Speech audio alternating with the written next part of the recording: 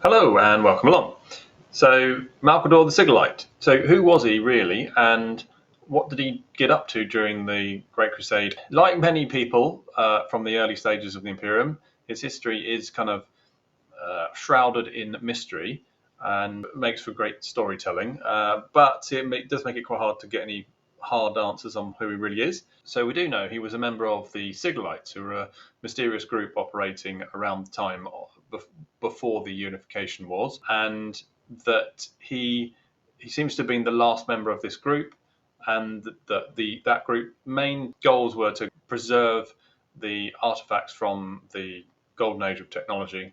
They were essentially a secret organization with their own motives that we don't entirely understand, but they were trying to at least preserve the knowledge and technology of mankind during the worst of its age of strife, so that they will be available afterwards. Now, we don't really know what they wanted to use them for afterwards, what their real intentions were, but so it's very hard to say. We know that what Malcador himself seems to want to have done by his actions with the Emperor. So it seems that their plan, assuming he's a good reflection of what those plans were to help mankind get back on its feet once it was in a place to do so. That's probably the best guess. Now, there are various rumors, contradictory reports, etc., that the Sigillites were pretty terrible and doing some terrible atrocities. We don't exactly know. I mean, there was a lot of stuff going on during the Age of Strife and the Dark Age of Technology, those kind of periods. If they're around that time, what they were getting up to is hard to say. Now, obviously, famously, Malcador is a very, very powerful psyker, and humanity was troubled by very powerful psykers in the lead up to the Emperor taking over Terra, and this is one of the reasons why why humanity has a kind of a very difficult relationship with psykers, and this idea of psykers essentially being associated with evil, which is odd if you think about it. The fact that their worst enemies were psykers, or some of the worst beings in their history had been these out of control psykers, but actually the Emperor, obviously, and Malcador lead them after the unification wars, and they are the two of the most powerful psykers that were known. Perhaps psychic powers were normal amongst the Sigillites, perhaps they weren't. What we can say is that Malcador seems to have been the only Sigillite left when he joins up with the Emperor. Now, whether the Emperor sought him out or Malcador sought out the Emperor is hard to say. Not very clear, and it could be that the rather than the Emperor gathering powerful or capable people around him in those early days before he created the Empire, it may have been that Malcador, seeing that as he was the only Sigillite left, sought out someone who could carry on that legacy, and the fact that the Imperial Palace was built over the old headquarters of the Sigillites in the Himalayas, and that what the Emperor went on to do in building the empire is quite similar to what the Sigillites seem to have been trying to achieve, which is preserving humanity's greatest achievements. It could be that essentially the Emperor is more of a product of Malcador than the other way around. And the Emperor was a gifted psyker, a very gifted one, who was a warlord leading parts of Terra, and that Malcador saw him as, okay, this guy, if I back him, if I let him in on the stuff we already know, the things we've already gathered together, we could achieve the goals of the Sigillites. Maybe that's a possibility. We know that over time the Emperor gained enormous trust in Malcador, and he made him his most trusted right-hand man, and eventually, of course, he would become the regent of Terra. So this would be later on in the Great Crusade period, where the Emperor decides to withdraw to Terra and focus on the Webway project, and he doesn't want the hassle of dealing with the day-to-day of the Empire, so that role is given fully to Malcador, who'd kind of stepped into that role a lot already. He was already the Emperor's go-to most trusted advisor, and it was more sort of like making an official position out of Malcador's position, in much the same way as where Horus had been kind of unofficial second in command of the military. When the Emperor withdraws to Terra, he officially makes Horus the War Master, of course, and therefore in charge of the military in his stead. and he did the same with Malcador but in charge of civilian operations. So interestingly enough, Malcador also actually was responsible for creating the Officio Assassinorum, and he was secretly their first Grand Master as well. So that no one really knew that except for the Emperor and then a very, very small number of people it was revealed to during the heresy. But in the background, he was pulling the strings there. And he also founded the Adeptus Administratum, which is responsible for the kind of governance of the empire.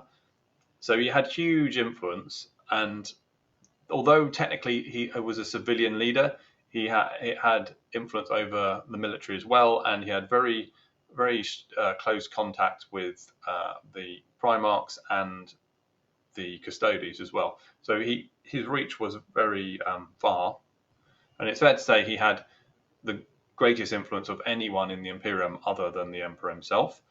And essentially he could speak with the Emperor's voice, so it wasn't so much that he would be seen as a messenger of the Emperor, which other people had gained that level of trust. He could create his own new ideas and say them, and then that was officially the Emperor's opinion, essentially. So he could speak with the same level of authority as the Emperor, but without just passing on messages from the Emperor. So the Emperor trusted him that much that he could say, no, you're going to deal with this stuff, do what you think is right, and that's it. I don't need to be involved. And then people would just take his decisions, his instructions, his decrees as the Emperor's word as well. Although he wasn't a warrior as such, and he didn't involve himself in military activities directly during the Great Crusade, there were times when in the Unification War period, where he actually fought alongside the Emperor using his psychic abilities. His psychic abilities were known to be extremely powerful, but he did appear to be a relatively frail old man. And there was one famous instance during the lead up to the heresy in the Great Crusade where Lorgar basically smashes him across I think it's supposed to be like 20 or 30 feet of the ground with like when he loses his temper, and it doesn't really damage him. It causes him some minor injuries, but that's it. And so he's obviously extremely durable. Now, how much of that is his psychic ability protecting him, sort of holding him together, or how much of it is his actual physical ability is impossible to tell. But he obviously had enormous power. And I think there's another instance where he famously forces Horus to kneel with his psychic ability. So that level of power is that high. Now, was he really the second most powerful psyker in humanity? I think probably not. I think Magnus is probably more powerful, but he's right up there. Only Magnus and the Emperor would be reasonable candidates for being more powerful than him. He clearly had an agenda against psykers, which is interesting, being obviously a psyker himself, because another time during the lead up to the heresy, Mortarion has to be persuaded essentially to stay in line and with the promise that one day psykers will be eliminated from the Imperium, and he manages to persuade Mortarion that this is the case and that they're only using psykers in the legions and in other roles like astropaths and navigators because they have to get. But once they can find a way of not needing them, which is one of the reasons for the Webway project, they'll eliminate them. So whether that was just a lie to keep Mortarion on side or whether that's actually what he really wanted is hard to say. There's also rumors that he had, along with the Emperor, had plans to eliminate the Space Marines, the Astartes after the Great Crusade was won, and even the Primarchs themselves, and that essentially they were using them as a tool to reconquer the galaxy, and they would move on afterwards, much like they did with the Thunder Warriors, who did most of the work in conquering Terra. So he's a kind of man that, whether these are entirely true or not, these rumors, he's very clearly a kind of man that had very few scruples and wasn't the most moral man. Now, you can say he's got his own code of morals, which he stuck to. He seems to have been 100% loyal to the Emperor, and the Emperor trusted him 100%. So there's that, and he does seem to have had a few close friends that in various positions within the Imperial sort of government that he does seem to have been loyal to. So it's hard to say. He's like most people.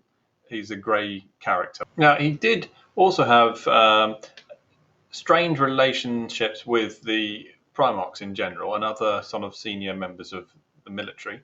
So generally there was a tension in terms of like authority. Although he did speak with the emperor's authority generally, some of the primarchs didn't like the fact that he was given authority that was above theirs, and that did lead to some issues. But generally speaking, people followed his instructions. He seems to have had a relatively close relationship with Lehman Russ, and this is unusual in that neither of them are particularly famed for developing close relationships with anyone. They were both quite distant characters, quite serious characters, and not prone to close bonds with others. So Russ didn't really have great friendships with the other primarchs, and they seem to have formed this bond mainly because Russ was left with Malcador for a reasonable period of time when he was first reunited with the Emperor. So while the Emperor found Horus first and spent a lot of time with Horus, built up quite a strong bond with him, Russ was found second, and he was kind of passed over to Malcador to sort of integrate into the Imperium. And they did seem to build up quite a close bond, relatively speaking. And that seemed to have carried on all the way through into the heresy, where Russ does seem to have listened slightly more to Malcador than he does anybody else. Obviously, Russ is famously very loyal to the Emperor, and it may just be that he felt that loyalty to the Emperor extended to Malcador as the Emperor's most trusted advisor. But it does seem to be something more to it than that, and that maybe Russ did bond with him in that early stage when he was reunited with the Emperor, and maybe in some senses saw Malcador as a sort of a father figure, but that may be going too far. But the other primarchs do seem to be less fond of Malcador, and I think that's more of a rivalry kind of thing, where this is guy who kind of has the ear of the Emperor, has this extremely extensive authority, but looking at him, he's just this little old man, and it's like, well, how is he ahead of me in the pecking order? And you could see how the rivalries might grow there. He also had relatively strained relationship with Constantine Valdor, the head of the Custodes, and I think again that's more of a rivalry of priorities, and this kind of situation where both of them are extremely close to the Emperor in different ways, and perhaps that led to some mistrust between them. And then later, although this is in heresy period, which I don't want to really cover too much here, he does have a similar rivalry with Dawn, and Dawn is obviously trying to secure Terra, and Malcador also has a responsibility in that some sense there as well, and they kind of clash a bit, tend to often not tell each other about their plans and stuff like that. So there is some sort of rivalry as well that develops at that point. So I think that's more of a sign of the underlying tension between the sort of senior people within the Imperium and this special place that that Malcador has as the most trusted advisor amongst all of them. But there you go. So I think that's all we're going to say for now. So I'll do a future video at some point about what Malcador got up to during the heresy. But in terms of his early years and the Great Crusade, that's it. Tell me what you think. What do you think about Malcador as a character? Do you believe the worst rumors about him, or do you think he was basically a good guy with good intentions, trying to help the Emperor achieve his goals and save humanity? Like, subscribe, share, and I'll see you next time. Thank you very much.